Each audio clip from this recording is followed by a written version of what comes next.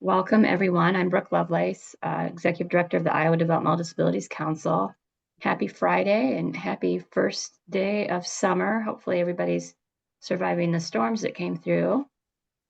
We do have a lot to cover today. Just some housekeeping things. We do have an interpreter that's hopefully pinned for folks, and you can actually also use closed captioning.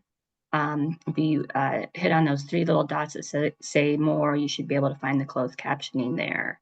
So with that, I think I don't have any other housekeeping items. I'm turning it over to Amy. Hey everyone, can you hear me okay, Brooke? I just switched something. Yes. Okay. Well, I'm going to go over, some of you might have seen this in our May wrap at the end of session capital chat, but this is kind of an update now that the bill, all the bills have been signed by the governor. So I'm going to go through kind of that, and then Carlin's going to jump in and start talking about some federal updates as well. And in between that, we're going to go over some of the things that are coming up on July 1 that I know have some confusion out there with some state initiatives. So first of all, first and foremost, the bill tracker is updated. So if you go to our website and to the bill tracker, you'll be able to get more details on all of the bills. You'll also be able to see what votes they had in the House and the Senate, and where things ended up. Just a note on the bill tracker, it defaults to active, which means the bills that were sent to the governor. Those that are moved to the inactive list, if you move to that, and it's just a drop down, you select inactive, and you'll be able to find all the bills that are still there, which will come alive again in next year in the next legislative session in 2026. But I wanted to just give you a heads up on, like, the governor got 171 bills. That's roughly 7% of those that were introduced. That's a little bit lower, but we had the most bills ever introduced this year. So even though they introduced more bills, more bills didn't make it to the governor. About the same number made it to the governor as every year. She signed all of those bills except for two policy bills. One you probably read about in the newspaper, using eminent domain, which is the taking of people's property for a carbon pipeline. So in the case of this, it would be like sections of farmland, of a farmer's land would be taken from them to put in a pipeline. She vetoed that, and that is causing a lot of concern with legislators. They wanted, the House has 70 signatures to call a special session to override her veto, but the Senate is not going to get to that 2/3 number of signatures they need to call a veto session. Iowa doesn't override vetoes very often. And so it's kind of an unusual thing. She also vetoed a bill that would have legalized synthetic magic mushrooms. It's got a really long name, like crystalline polymorph psilocybin, which is used for PTSD. They're doing initial research on it, and the governor vetoed that because it's not yet approved for use.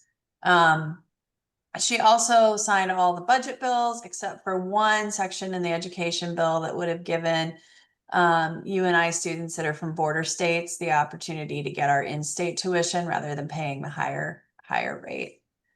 Specifically to some of the things that we were tracking for you, just a reminder on the budgets.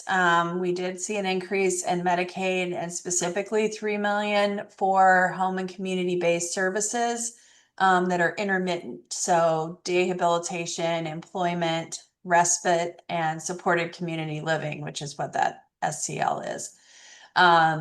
We don't know how that's going to be applied yet. From everything I've heard from Iowa HHS is they were looking at applying it across the board. So each of those 4 service areas would get a little bit of an increase. There are some that were wanting to see it more focused on employment or SEL or respite, day hab. Some of the places where, depending on what what that provider provides, that they see a greater need. There was also an increase in the personal needs allowance, very small. I know advocates of those living in intermittent ICFs and nursing homes were looking at a bigger increase in personal needs allowance, but it only ended up being $5. But it hasn't been raised in a long time. And then there was still the same cuts to the area education agencies, and but the governor did sign all of the paraeducator and special ed funding. So it is the same as last year. They just didn't use general fund money for all of it. They used it for half of each.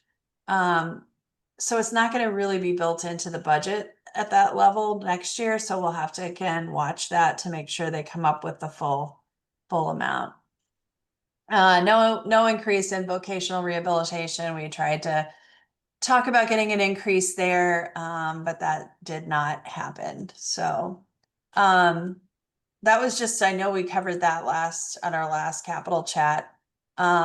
Also, some of the new laws that we really wanted to highlight, there are more that we retract, but the ones that we were really watching were on requiring private insurance to cover autism spectrum disorder, ABA therapy for at any age without caps. So because autism is now considered a mental health diagnosis, they cannot discriminate against it. It would be against parity laws. So that we didn't get a lot of pushback from the insurance industry on that. The Seizure Safe Schools bill, which we've all covered quite a bit after 6 years passed. The new definition of school bullying, which I think is something we are going to all have to watch. Schools say the change in the definition, it made it much less clear on what is bullying. They took out language like saying that you're bullying on the basis of a physical feature or your color of your skin, or if you're a girl or a boy. I mean, certain categories of bullying, and that they took all of that out. So there's really not a clear definition of what bullying is anymore. So the schools are really worried that, this could make it more difficult to penalize kids and punish kids for bullying others. There also was, this came from AARP, allowing accessory dwelling units to be built in cities. Cities couldn't just say, we're not going to have any of these. These are like tiny homes in people's backyards, or a converted garage that has a separate living unit in it. Why we were tracking it was a lot of people said that it would be nice to have a caregiver living nearby and having their own place as part of that. So it could be an adult parent who has dementia that has a caregiver living there, or it might be an adult with a disability living in one and the caregiver is living in the house. There's a lot of different ways to look at that, but it was just seen as one way to develop more affordable housing and maybe make people closer to their caregivers. I know we all have been watching Senate File 615, which was signed into law. It is the Iowa Health and Wellness Plan work requirements. Want to make it clear, it does not affect regular Medicaid and waiver services, people that get waiver services. This is the expansion population. So adults up to 64 who don't have a disability, who are single, and low income. And so those are the expansion population people. Another reason we were watching it is because caregivers might fall within that. If they're making a minimum wage or something, they probably qualify for the health and wellness plan. This is also the same language as the federal, with 80 hours a month of work required. But the federal language also says that they can be in school or volunteering for those 80 hours. So you wouldn't necessarily have to all be work on the federal level. So likely the state's language will match up to that. And then also the constitutional amendment that protects disability witnesses with disabilities and minors who have to go to court to confront their somebody who might have hurt them. And they can do that from another room. You don't have to be face to face in the same room. That will have to pass again in either 2027 or 2028 because it's a constitutional amendment, and then the voters would vote on it. So those were just some of them that we were looking at. I did want to highlight a couple of the bills that didn't pass. Now, we covered all of these before, but three are really in a position where they were talked about a lot this year. They had multiple subcommittees or meetings on them, and they made some good progress. So I highlighted those. The first is those comprehensive post-secondary transition programs like REACH. And those would give scholarships to young adults with disabilities who would like to attend those programs. They're very expensive and there's no other source of scholarship for them. We were thinking that could be, the money for that could be matched by the feds with vocational rehabilitation money. We're not sure if that's gonna work out or not, but it is something that could be matchable if we weren't at our cap of our match. Also, the we mentioned private insurance is paying for ABA coverage without limits for autism. House File 509 was actually added to the budget and got taken out at the last minute. But it would add it to Hawkeye, the Children's Health Insurance Program. And why that is important is you have Medicaid covers it and you have private insurance covers it. But as people earn more to get off of Medicaid, they might not earn enough in a job that provides private insurance. And so their kids would then lose coverage for their ABA services as they advance. So really if the whole continuum is to cover ABA and autism treatment, it needs to include the Children's Health Insurance Program too. And they had a way of making that not cost much because we have a state program that's 100% state funded to pay for these services to families that have nowhere else to cover it. And it's quite expensive. And those dollars could be used to add it to Hawkeye, and it would serve more people for the same amount of money because it draws down federal funds. So I'm not really sure why it didn't pass. The Senate was the problem. So it's alive again in the Senate next year. And that's something that people may want to look at. And then of course, work without worry. I think there may be some changes next year that comes forward. We were disappointed that the legislature removed a requirement, a directive to the department to look at other states and how they do their Medicaid for employed persons with disabilities program, and specifically like Tennessee that does work without worry, how they construct that and how much it would cost and all of the details. So we were sad there's no directive to look into it, but I know that discussion has gotten a lot of interest in it. Before we move on, does anybody have any questions about this session? Because we're going to talk about the disability access points and Medicaid next. So I don't want to move off of it if we have questions. I can't see the Greg had a question in the chat that says, does that affect SNAP? And I'm assuming he's talking about the work requirements for the Iowa Health. No, but SNAP already has work requirements. So there was something in there that I don't think it ended up passing in the language, but I think HHS plans to try to make it align as much as it, like you wouldn't have to, if you're if you're providing the work requirement documentation for SNAP, they want to be able to use that for Hawkeye too, or not Hawkeye, I'm sorry, Health and Wellness Plan.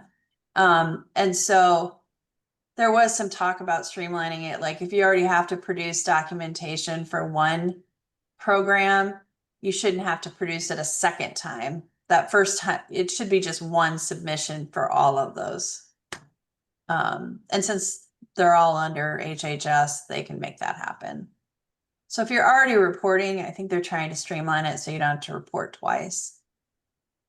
The reason I'm asking, I have someone who receives SNAP benefits who would be a wonderful caregiver for me to get her on CDAC while it's still in existence, but she is afraid of that she'd make too much money and lose her SNAP benefits.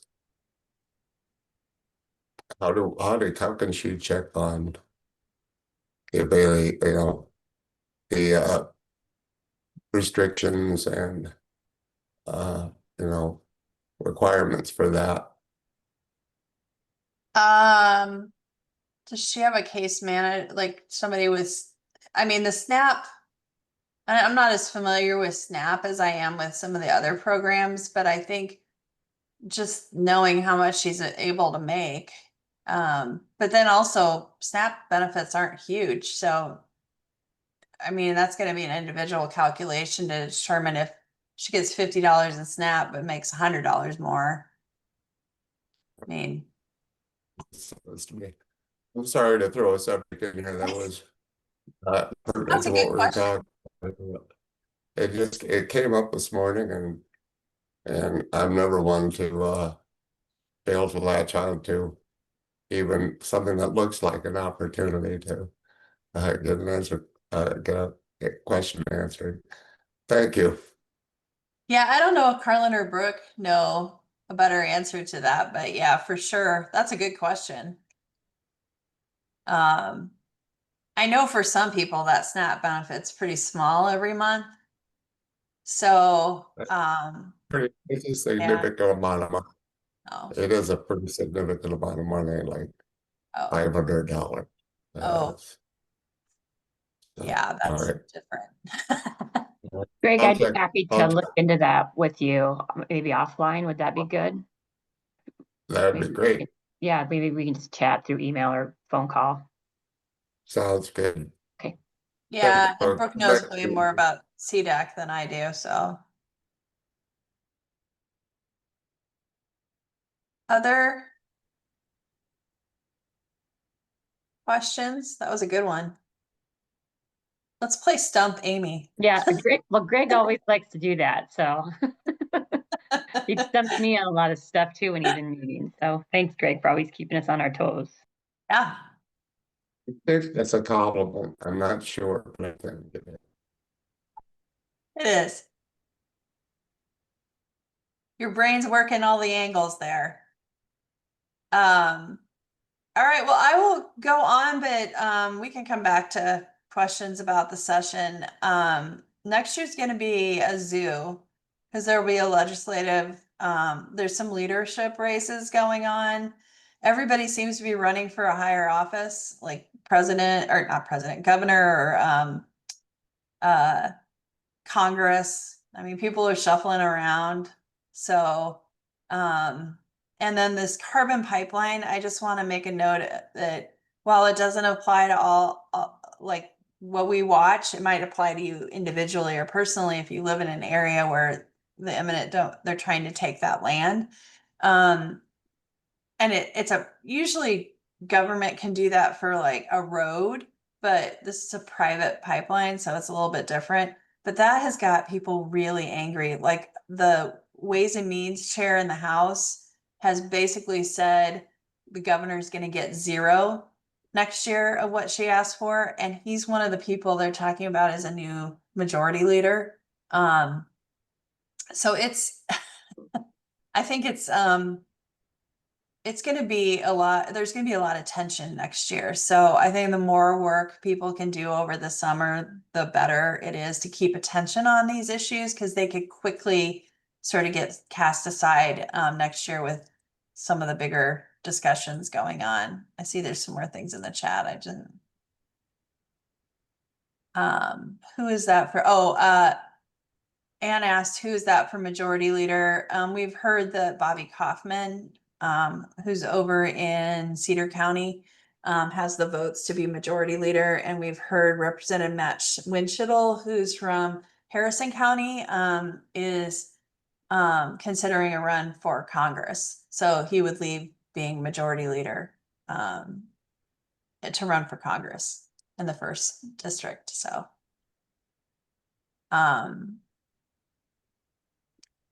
okay, so I'm going to start on this, and Carlin, you can jump in, and Brooke, but just a reminder to everyone, the disability access points. So you know that we've had aging and disability resource centers for some time.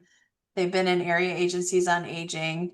And then we had the M8 mental health and disability services system that had sort of non-Medicaid disability services and the whole behavioral health system. That has been split. Starting July 1, you now have the new behavioral health system. And then you have the disability access and aging system that are a part of that aging and disability resource center. But we've never really had the disability services side in the aging and disability resource center. So the new disability access points, there are coordinators similar to like what you have a coordinator on the behavioral health side. You have coordinators for each of the districts.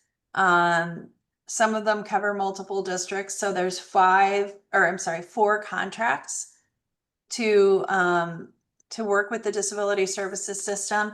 I think what's really important for people to understand is this is not Medicaid. We are not moving Medicaid or waiver services into these new disability access points. These have always been the traditional services that are not for people that are either short-term until they can get on a waiver, or they're things that Medicaid doesn't cover that they need, like rent assistance. Some are long-term, some are short-term. And the one thing that is really important is those sort of that one-stop shop, no wrong door, person-centered decision-making support. It's an information and referral system. It is slowly rolling out. I think everybody is nervous because all of a sudden it's going to be July 1 in a week. And, there's not a lot of information out there. So we have links to the website and the PowerPoint. On the next page, I have a QR code if you can't. All these slides are already up on our website. So if you go to our website, you'll be able to find them. But on the next slide, if you want to take a shot of the QR code, that'll go to the website where you can get a PowerPoint and all the information about the disability access centers. But this all comes from that law in 2024 that created this new system. And one of the things that is really important part of this is there will be also advisory boards in each of these regions. And I think, Brooke, you said they were looking for people who are interested in applying to be on those disability access point boards. Is that you? That's correct. I don't think they've started recruiting yet. I don't know if we have anybody from HHS on, but I think they were going to get these up and running and then start doing that after July 1st. Yeah. So we will definitely let people know when there's an opportunity to get involved. I'm sure that there will be providers, family members, and persons served on those boards, probably maybe a couple elected officials as well. So good opportunities to make sure that your region is serving people in the way you think that they should be. So we will make sure we let you know about those opportunities, but I would also make sure you go to their town halls that they have every month. It's a good place to ask questions like that or get more information, and those are all on that website that'll be linked. I'll just go ahead and move to that next page so you see it. And I don't know, Brooke or Carlin, if you want to jump in, again, there's short-term services, longer-term services. These are the things that were kind of listed in that PowerPoint as to some of the things that you will see these services providing. Again, it's non-Medicaid. So if Medicaid doesn't cover the service, or it's short-term because you're waiting to get support, those are the types of gap filling things that these were intended to be, but also that connection to where if there is another funder or payer, you can get connected to that. And they are also for services for people that may never qualify for a waiver service or Medicaid service too. So, and like we've talked about, like if people move in from the state, this is sometime the place that they'll go to get services while they wait for waiver services. So I did just want to point out that I don't know if I think some of the folks on here attended the town hall that they did on Tuesday night, I believe it is. They're wanting to do a warm handoff with folks from the MHDS system that they were using to the new disability access points, but they think there might be a few people out there that they don't know who they are and are maybe in this gap situation. And so they're just wanting to let people know, if you have not heard from a disability access point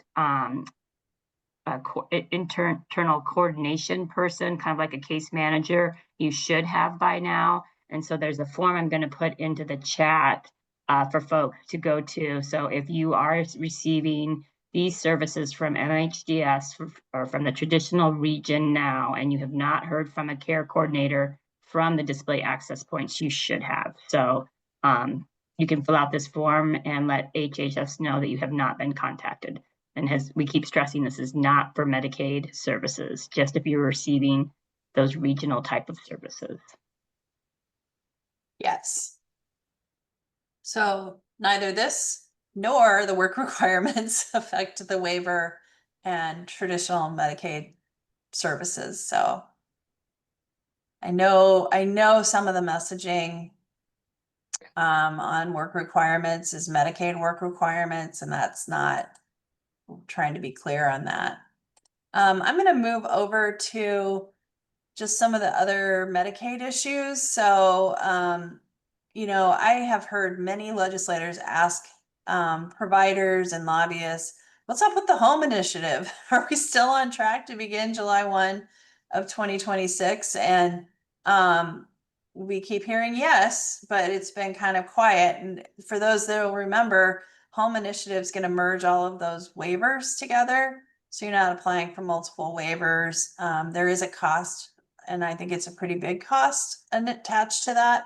So I think everybody is safe to be a little bit worried that if there are federal changes affecting Medicaid funding, and that if the state has to make up for some loss of federal funds, it's going to make it harder to get the money to be able to do the home initiative in the way it was at least originally planned. And so I know that is something that everybody has been working on for a long time. And I think it's important to keep legislators aware of the importance of that, because it is something that will make it, if not easier, more transparent in how you get services, rather than applying for all these waivers and having people on multiple waiting lists and waiting till somebody basically dies to get on it.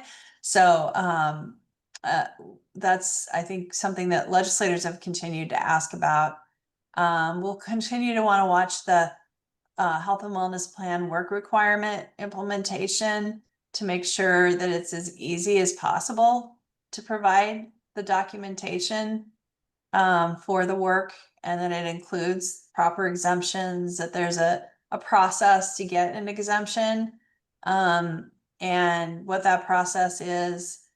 And then also, you may have seen this article in the newspaper yesterday or 2 days ago about a person being denied their 8 hour a day nurse. and wondering what they're going to do if they don't have access to that. I think it was an exemption to policy that they were getting that was denied. And so I did put a QR code here. So if you want to watch or read that article, I would guess there's going to be more on this coming up as more people start talking about this. Brooke, Carlin, do you want to? I can comment more on it when we talk about federal. Okay. Well, we'll just move on to federal. I'll let you take it away. Do you want me to go right to your slides or? No, this is a good overview. So hi, everyone. Carlin Crow at the Iowa DD Council. And, you know, the big, beautiful bill is making lots of news these days. So we wanted to give you a pretty high level overview. I was actually on a call this morning for an hour and a half that went through it in detail, you know, where we are right now. And there's so much to it that I don't think there's one person who knows everything that would be affected by this bill. So what we will touch on today is, you know, where we see impacts potentially being made for people with disabilities. And, you know, it's a lot of speculation. So there's some solid things, though, that we know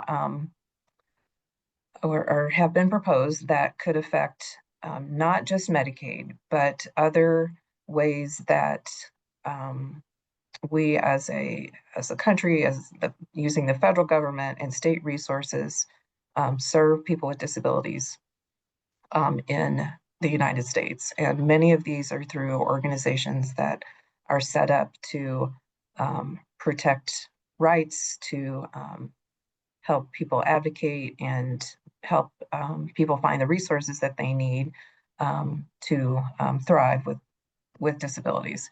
And some organizations such as ours are still, you know, tentatively on the chopping block for being eliminated.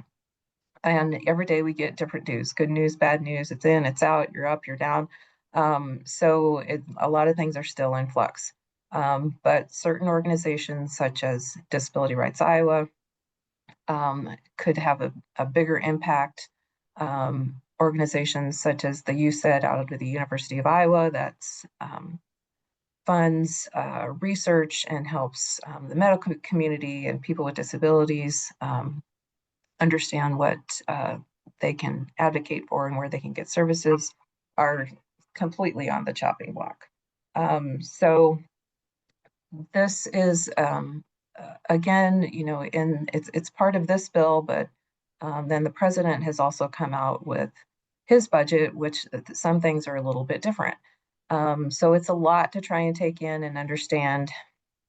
But we're going to focus in pretty much today on what's going on with Medicaid because of where things are right now in the process. And some of these other parts of the budget, so to speak, we still have time to work on because a lot of it may not be decided until fall. But the reconciliation bill is, we're in the thick of it right now because it has moved on to the Senate.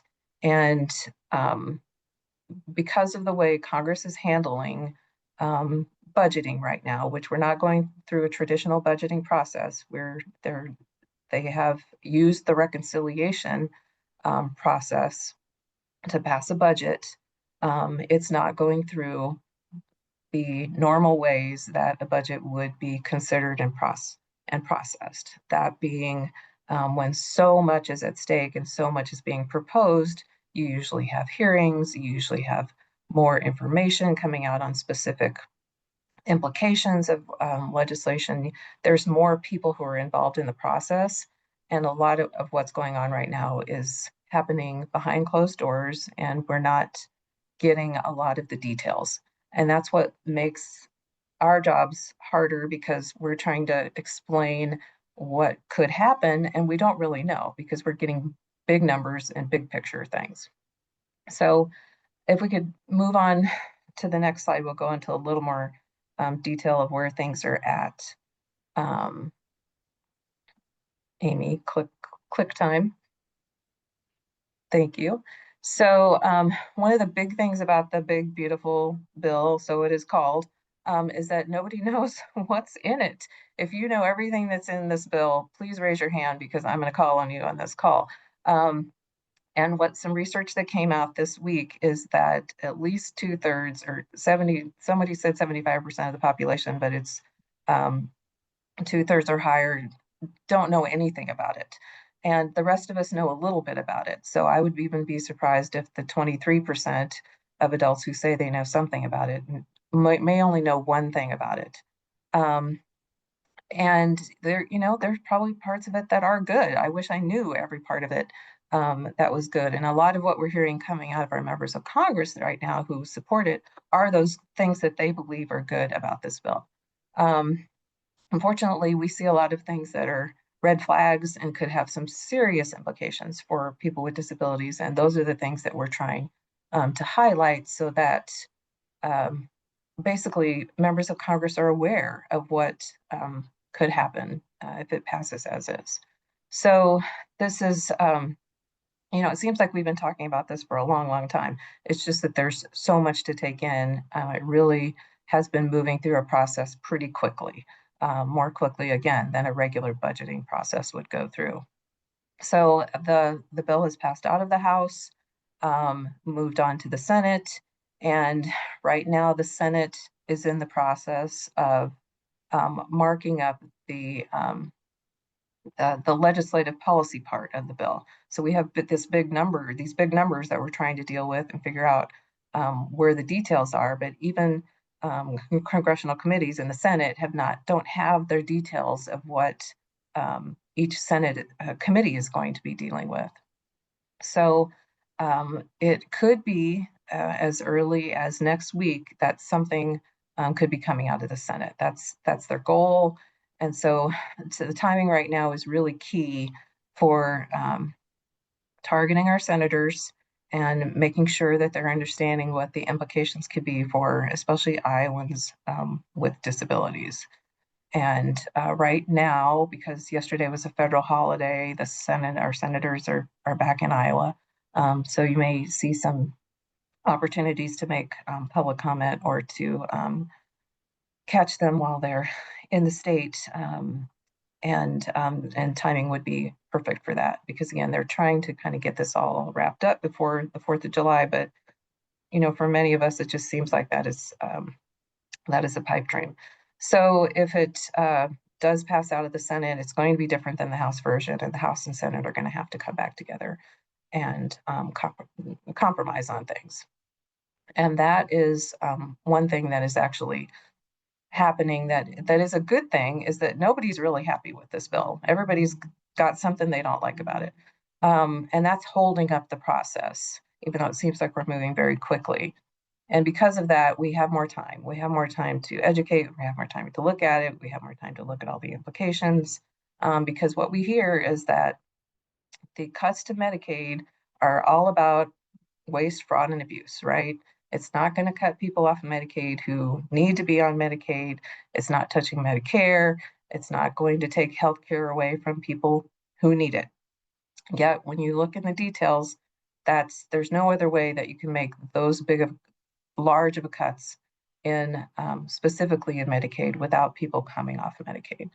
And if that's a strategy to save money, the problems, the fallout from that is that fewer people have health care, people get sicker, they end up in emergency rooms, you don't have healthcare coverage, and then the whole population ends up paying for that, whether it's coming from federal or state funding. It could have the potential to cost us more because people aren't getting the care that they need. So when in the way that this process is happening, there's just too much that we're not seeing the details on to know,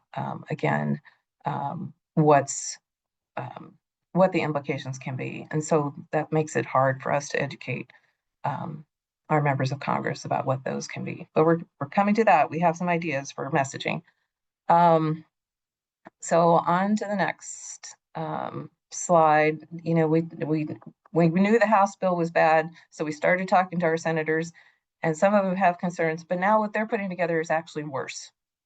And some of the specifics that advocates were talking to their members or their senators about have not come up in the Senate version. In fact, those parts have even gotten worse too. So we had a question earlier about SNAP benefits and how that's impacted. This bill makes deeper cuts to SNAP.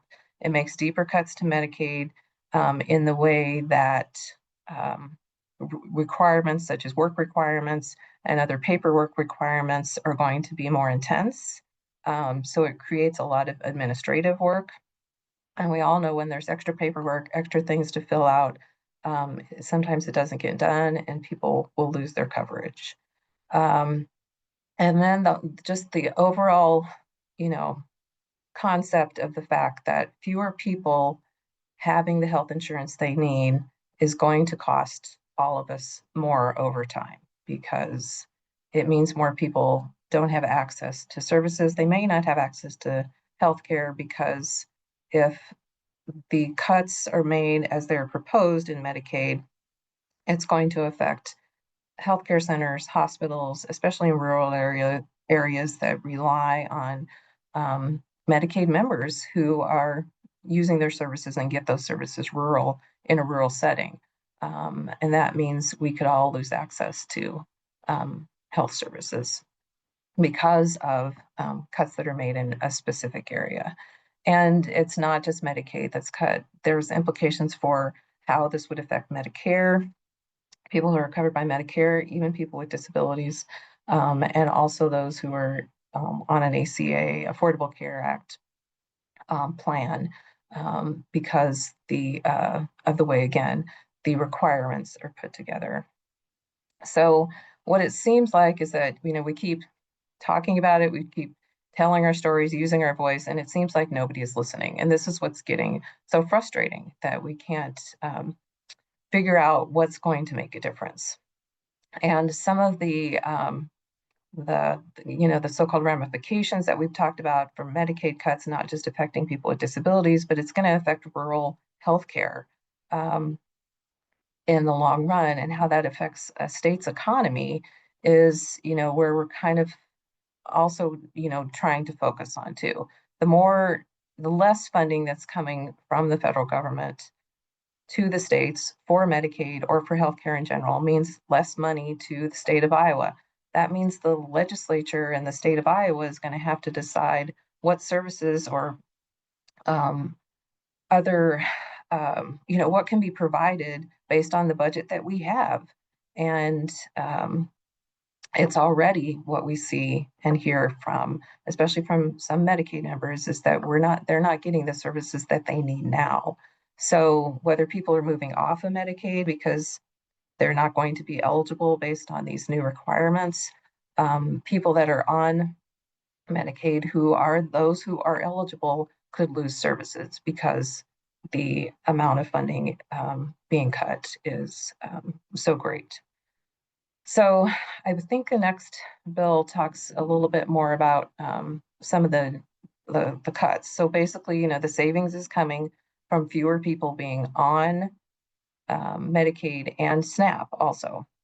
The SNAP cuts, as we mentioned earlier, are bigger in the Senate bill.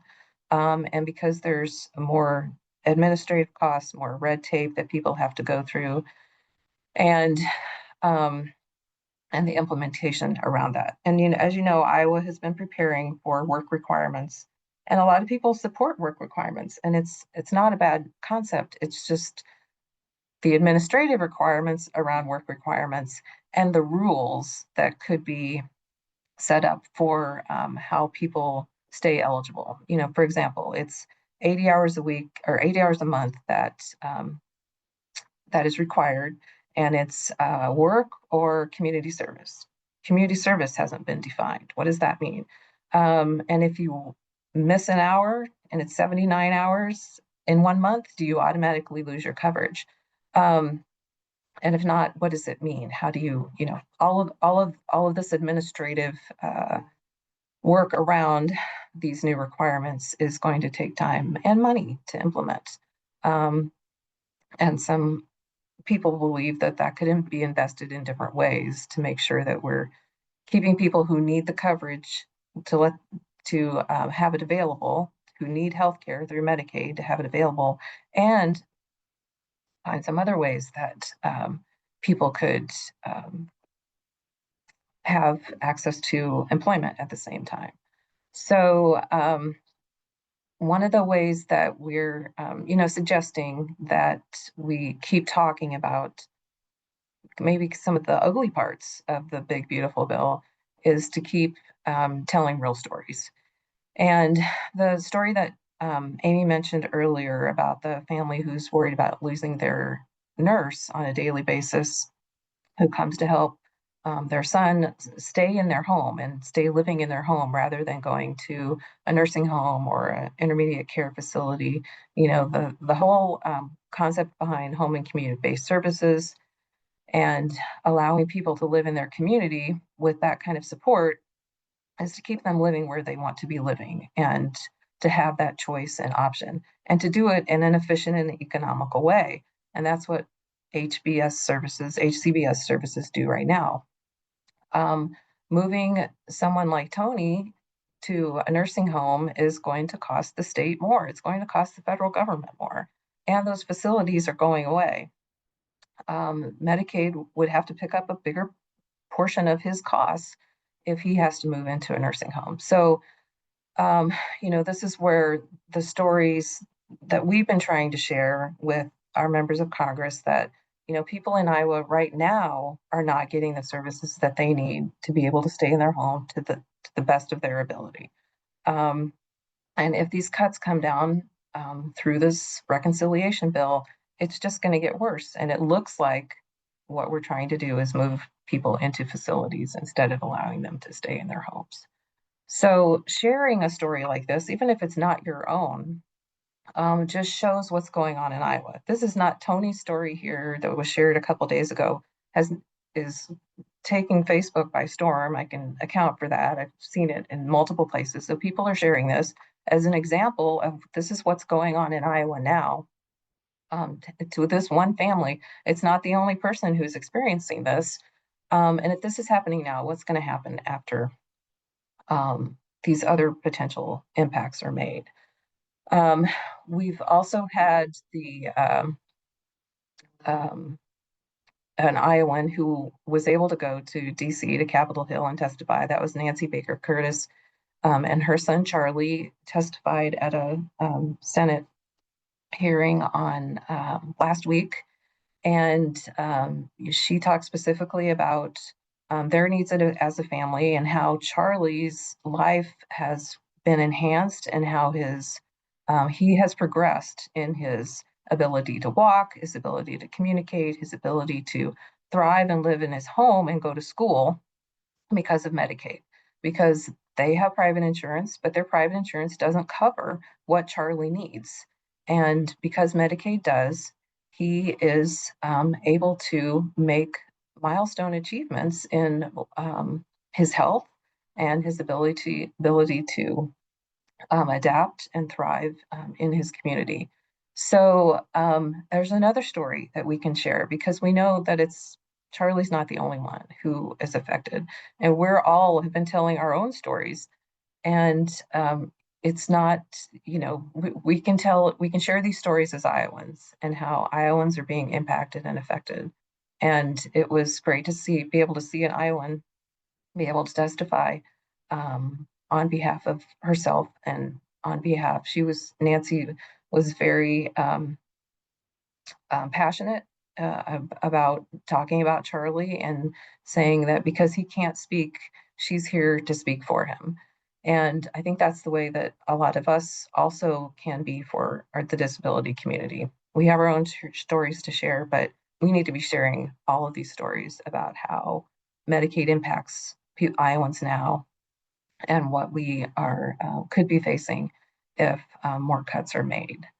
So the other way to share your story is to also contact your your legislators, your Iowa members of the Iowa legislature who serve you are going to have some tough decisions to make in the next year or two if cuts are made to Medicaid and the Iowa budget cannot make up the difference. So they need to hear what you think about what's going on at the federal level also, because their voice makes a difference when they talk to members of Congress about how this could affect the entire state. So that is another idea for where to share your story, because sometimes I think we feel like we keep beating this dead horse that's not listening, not kicking back about how concerned we are about these cuts. And also, as we mentioned, this is moving through the Senate pretty quickly. It could all stall, and we could all have more time to be working on this. And maybe some of these stories are going. We know that these stories are having impact. That's why it's stalling. But so keep talking, and maybe they could have more, and we can keep talking. You have Senator Grassley's and Ernst's contact information here. Please watch for the next few days when they're here on recess. They will also be back over the 4th of July. And then, once we move through this reconciliation bill, all the details are still yet to be made about what's the impact specifically to specific parts of the budget. So there's more time to talk about this later this summer and the fall for the other budgetary considerations. So having a town hall meeting is something that something that we could help you facilitate if you're interested in setting something up. We have grants available for that. And right now, town hall meetings sound like a scary thing for people, but really it's just sitting down with your policymakers, the people who are making the decisions, and talking and telling your stories, just like Nancy did at a congressional in a congressional committee. And that she told that this was Charlie's first time taking a flight, and he went all the way to Washington, D.C. and is sitting in the Dirksen office building of the Senate and making this testimony in front of members of Congress. So awesome opportunity for them. So offering solutions, again, telling your stories and telling them together. And we just have to keep talking about it. And I hear a lot of, oh, well, it's just going to pass. We just have to see what happens. And it's like, no, this could be, this is an opportunity. So let's still keep talking. Because we can't do enough educating. As I said, not everybody knows what's in the big, beautiful bill, and we certainly don't know what all the implications of it are going to be, but the way it looks is not good. It looks ugly for people with disabilities and other people too. And we're just talking about one aspect of it. One of the reasons for all these budget cuts is to not increase the deficit. But this bill will increase the deficit more, to the tune of what we heard this morning was $3.4 trillion. And that's over time, because the estimated amount is like 2.6 trillion that would happen because of the bill. But then interest compounds on top of that. So over 10 years, it would end up being $3.4 trillion. That's a lot of money for not much savings. So keep using your voices. Please contact us for ways that we can help you, and share your stories.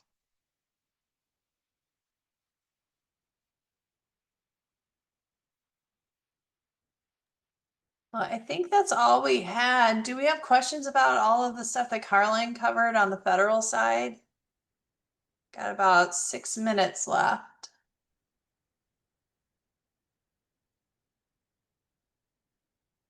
While you're thinking, I'm just going to mention we have all of our remaining 2025 capital chats up for, you can sign up for those now. on our website. The link is right there. You can also watch anything that you might have missed or come back to this. If you wanted to go grab something off of a screen, feel free to share the information with other people. But we do traditionally skip July because it's a lot of people are on vacation. It's just, there's a lot. So, we'll reconvene at the end of August, August 28th. Other questions? No, it's a Friday. It's probably 800 degrees outside. Anyone's bold enough to go out? Brooke's probably going to be on her boat. It's too windy.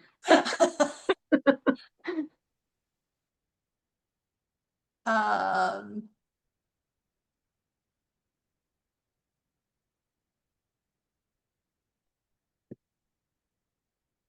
It's a good idea, George. George posted in the chat with all of the activity. There's a lot of people that are talking about running against Senator Ernst this next year. So he suggested a candidate forum, specifically focused on disability. We have in the past, well, George, you know, we've in the past asked candidates what they're to write something in position, but it would be kind of fun to have a, even if it's an online forum where people can participate. Sometimes those are easier with them because, you know, they can be a DC and still do it. Yeah, it was just a thought. I think we, you know, maybe an opportunity as well with Governor Reynolds announcing she's not going to run. I expect another slew of candidates. So it's a good time to try and get them to talk about it. And maybe we can use, you know, some of our statistics in terms of we get these X many people on our Capitol chats, we get X many people at our town halls, that, you know, this is a good way to get profile and visibility for some of the candidates that might not have a huge name draw.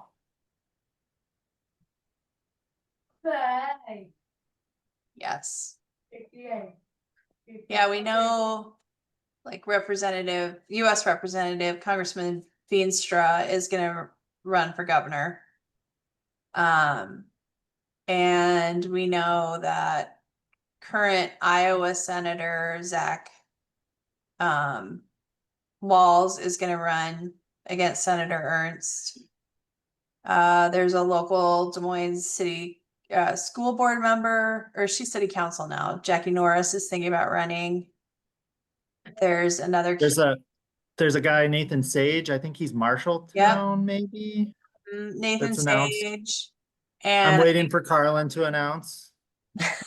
well, Representative Turek was thinking about it, right? So there's quite a few people thinking about running for Senator Ernst's seat, and you're seeing a similar lineup. You've got Senators Sarah Trone-Garriott and Representative Jennifer Converse both running for Zach Nunn's congressional seat here in the Des Moines, Central Iowa area. Yeah, there's a lot of. I think it was Lynn I hadn't Evans. thought about that, but yeah, that's local to me. So yeah, and we have a good relationship. We've gotten to meet with Representative Nunn, so maybe we could think about something similar. Yeah. I think you're raising a good point that the people that are running for the office and the people that are in the office are going to have a higher interest in meeting personally with people right now. So I know both George, you and Carlin have both had a chance to meet personally with Congressman Nunn, and I know some others have met with Senator or Representative Ashley Hinson. We know that there's a DD council member that's pretty close, a couple of them that are pretty close with Representative Freenstra. So, I mean, I think it's just I think if we lead with anything, there's a really good opportunity right now to just engage. You don't have to do a hard press right now. You can just talk about, this is what we're worried about, and just tell us why and how important those services are. That's a great intro, and it's an opportunity for you to educate your elected officials about it. But they're available right now, and they're nervous. Anything can happen. This environment's crazy. And if anyone's thinking about running, run. I mean, you see it with Representative Turek. We never had all of these issues talked about at the Capitol until somebody who had a personal lived experience came into that role. There are others that have that expertise. I know there was a certain rep that was on this call who I educated me on the early childhood system, and it's so important to have those experts at the Capitol that they can really inform their members and others about it, and the lobby and other organizations about how something impacts it. So good opportunity right now. Don't wait till August. Maybe in August we'll have people report back if they've done anything. But still come on even if you haven't. I mean, don't let that be be a detriment. Last thoughts, 1 o'clock. Okie doke. Thank you, everyone. Have a good weekend. Thanks, everybody. Stay cool. Don't water your lawns. If you're in Des Moines anyway.